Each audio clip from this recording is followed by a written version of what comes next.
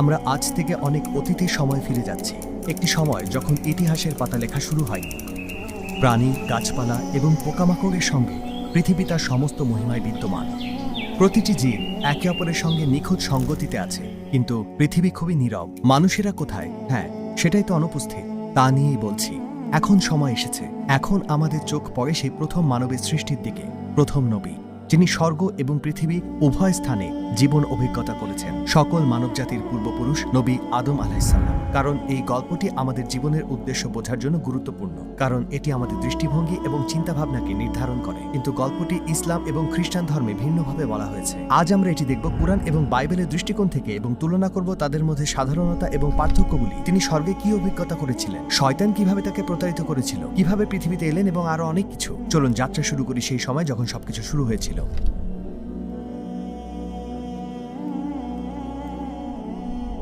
মনে আছে যখন আপনার রব ফেরেশতাদের বললেন, আমি পৃথিবীতে একজন প্রতিনিধি স্থাপন করতে যাচ্ছি। তারা আল্লাহকে জিজ্ঞেস করল, আপনি কি সেখানে এমন কাউকে পাঠাবেন যে সেখানে অশান্তি ছড়াবে এবং রক্তপাত করবে? যখন আমরা আপনার প্রশংসা করি এবং আপনার পবিত্রতা ঘোষণা করি, আল্লাহ উত্তর দিলেন, আমি যা জানি তোমরা তা জানো না। কুরআনে আল্লাহ ফেরেশতাদের বলেন যে তিনি মানবজাতির সৃষ্টি করতে যাচ্ছেন এবং তাদের পৃথিবীতে খলিফা হিসেবে পাঠাবেন, যার অর্থ তারা এই পৃথিবীর সকল কর্তৃত্বের দায়িত্ব পাবে। তারা বুদ্ধিসম্পন্ন হবে এবং তারা নিজেদের সিদ্ধান্ত নিতে সক্ষম হবে। কুরআন অনুযায়ী আল্লাহ এই খলিফাকে মাটি হতে সৃষ্টি করার সিদ্ধান্ত নেন। একইভাবে বাইবেলও বলে যে আদম মাটির থেকে তৈরি হয়েছিল। সদাপ্রভু ঈশ্বর মাটির ধুলি থেকে মানুষকে গঠন করলেন। যেখানে কুরআন বলে যে তিনি বেহেশতে সৃষ্টি হয়েছিলেন, বাইবেল বলে যে তিনি কখনো বেহেশতে বাস করেননি। বাইবেলের জেনেসিসের 2য় অধ্যায় অনুযায়ী তাকে পৃথিবীতে এডেন নামে একটি বাগানে রাখা হয়েছিল, যার যত্ন এবং চাষ করার জন্য তাকে বলা হয়েছিল। ফেরেশতারা এই সৃষ্টির সম্পূর্ণতা নিয়ে বিস্ময় এবং কৌতূহল নিয়ে অপেক্ষা করছিল। এটি কেমন ধরনের সত্তা হতে চলেছে, এটি তাদের থেকে কিভাবে আলাদা হবে, কি ঘটতে চলেছে। কিন্তু এত কৌতূহলের মধ্যেও একজন ছিল যে নতুন সৃষ্টিকে একদম পছন্দ করছিল না। সে ভাবছিল সে কি তার চেয়ে শ্রেষ্ঠ হবে। সে ভাবছিল এই সত্তার প্রয়োজন কি।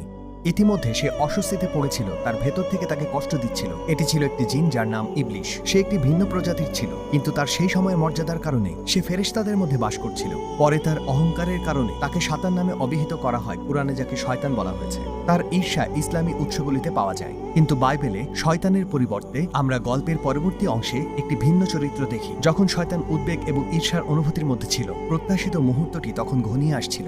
প্রথম মানব সত্তার সৃষ্টির কাজ এখন সম্পন্ন হয়েছে, তার চূড়ান্ত রূপ দেওয়া হয়েছে। তিনি এখন জীবনের দিকে চোখ খুলতে যাচ্ছেন। সর্বশক্তিমান আল্লাহ আদমের মধ্যে আত্মা প্রবাহিত করলেন এবং তিনি জীবিত হলেন। এখন ফেরেশতাদের সামনে তাকে পরিচয় করানোর এবং পরীক্ষার সময় এসেছে। কিন্তু এটি কেমন পরীক্ষা হবে? তিনি মানে আল্লাহ আদমকে সবকিছুর নাম শেখালেন।